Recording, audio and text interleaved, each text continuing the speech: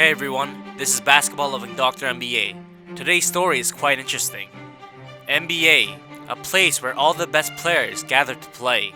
Most of the players play for one purpose, which is to win, so their competitiveness sometimes leads to heated fights and throw their bodies around, knowing they could get injured at any moment. And in order to survive in this environment, physical strength is not all that's needed. You need to be smart enough to know how to calculate your team and the opposing team's movements. And if you are not able to do so, as you can see, stupid plays like this leaves everybody dead inside. So today, I will introduce to you an NBA player that has one of the lowest basketball IQ ever seen. That player would be JaVale McGee, a guy that jokes around while others are fighting, this NBA comedian. With great physique and amazing physical abilities, enough to shame former legends, his basketball IQ is the only problem.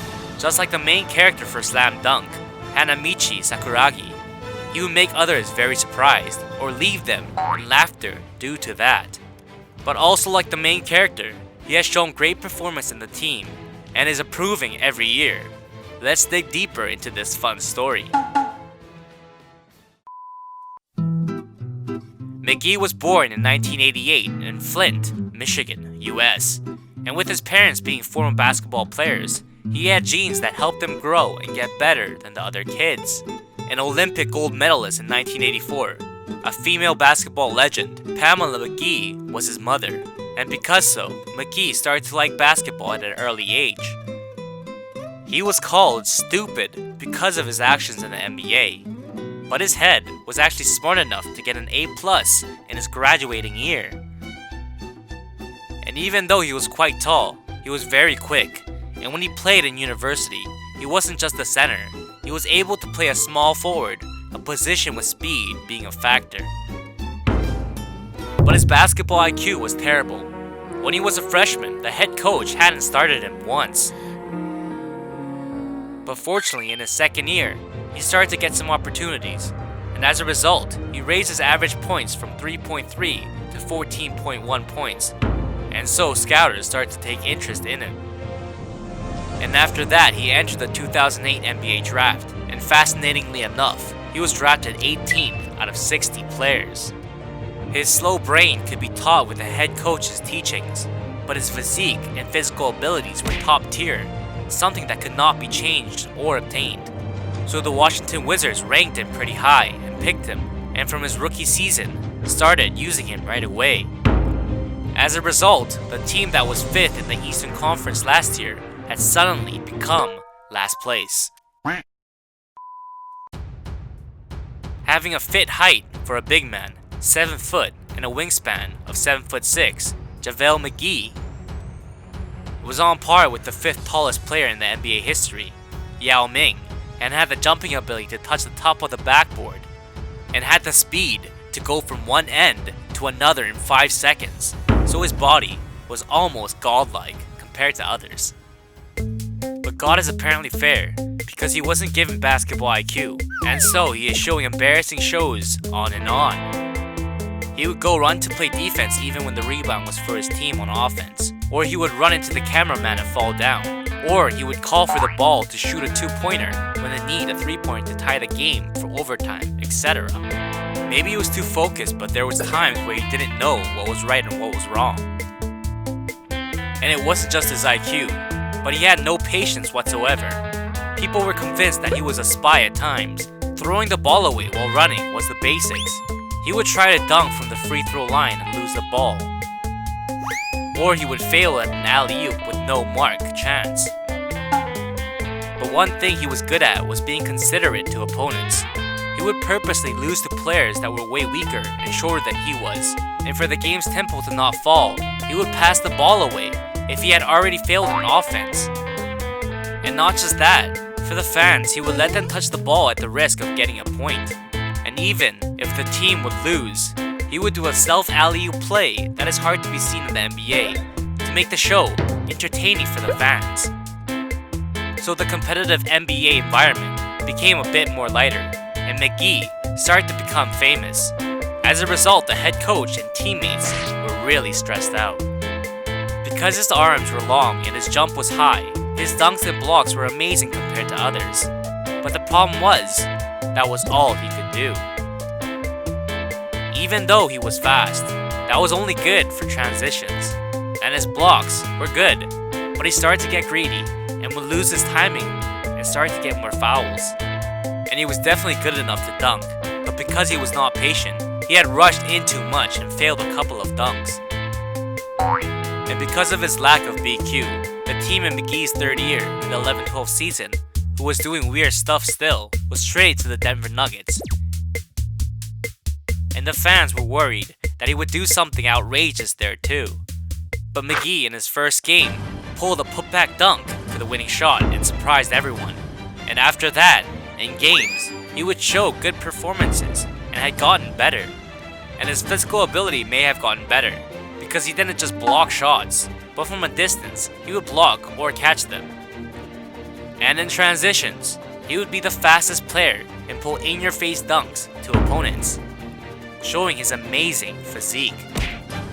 And every time that happened, the team's momentum had started to pick up and led to a lot of wins, and at the same time, McGee's worth started to hit his peak.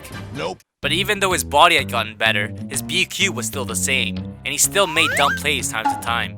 He would run over opposing players because he wasn't aware that they were there, and he even did team kills and didn't help them get back up before in the past.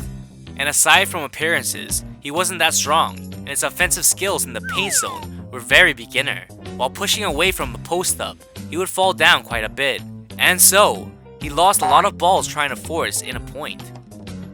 And he would fail a lot on easy 3-point shots, or no-mark layups.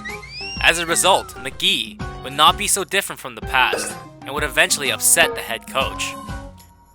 But he was always devoted to the team, and he was a nice person just in general, so the Nuggets kept using him.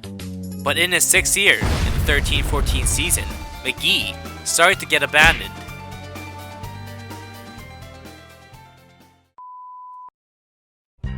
In the beginning of November 2013, McGee suddenly had a fatigue fractured calf bone, and after 5 games, could not play at all. He did return after surgery. His stats in the next season were a mess, and his injury had occurred again. And the Nuggets thought he was useless, so in the middle of the season, they sent McGee to the Philadelphia 76ers. And from there, McGee showed a disappointing performance on offense and defense, and was eventually waived out of the team after 6 games. And after signing with the Dallas Mavericks, he showed embarrassing moments with his weak offensive skills in the paint zone. It was not a matter to laugh about anymore, and it was too serious of a problem. Like a new computer hardware had an old Windows 95 software. McGee was waived off the team again, and he was left a useless center no team wanted.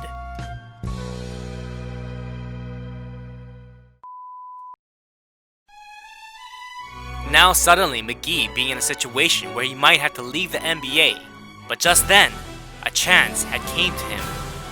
And that was the potential championship team Golden State Warriors taking him in. He showed impressive blocks and scrimmages, so he would beat competitors and make his way into the roster. McGee, being confident in high areas, would play an average of 10 minutes as a bench member, and fill in the team's weak paint zone defense. And he would get easy passes and finish in the offensive zone, and had a position like that, which was productive and showed points that could improve his confidence. The reason he could show pretty good offense was because his teammates were good at shooting 3-pointers and brought the defenders to the outside. As a result, he had a lot of space in the paint zone, and McGee listened to the head coach who told him to get easy points in the paint zone. "There is not a happier time in my basketball life," is what he had said, and was having a great time and career there.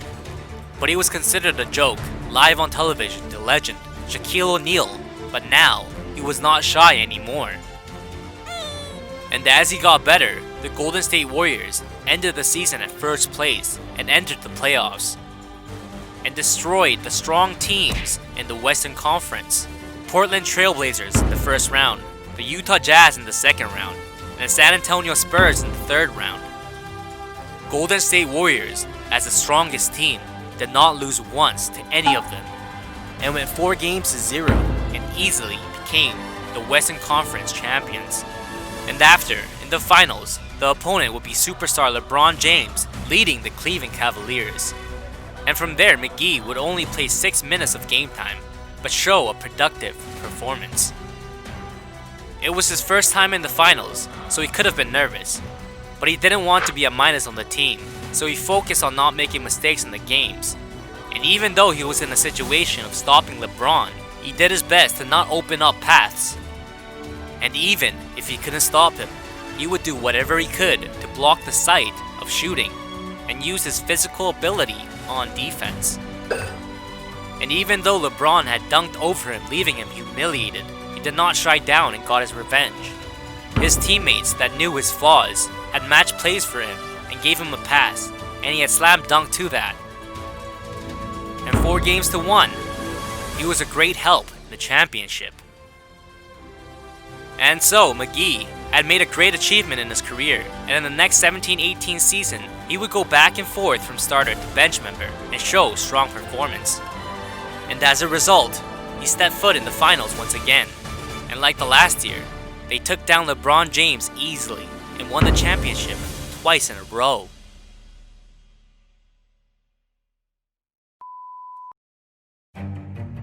He did show his best performance in the Golden State Warriors, but that didn't mean he didn't make mistakes on the way. He had lost chances because he didn't know where the net was.